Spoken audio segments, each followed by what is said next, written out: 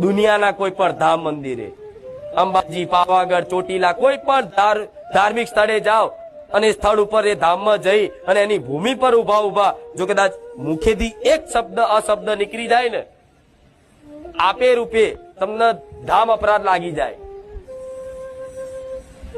શબ્દ નીકળે બરોબર, ખાલી એક દ્રષ્ટિ ખરાબ પડી જાય કોકડી પર, આ ખાસ ધ્યાન રાખજો, તોય ધામ અપરાધ લાગે. તમારા વિચારો ગમે તેટલા હોય, પણ મને માતા પ્રાર્થના કરવાની કે માં તારા ધામમાં આવીએ છે ને, તો આ વિચારો અમારા તારા ધામની બહાર રાખજે. માં અમારું મન પવિત્ર રાખજે, અમારું મન નિર્મળ રાખજે.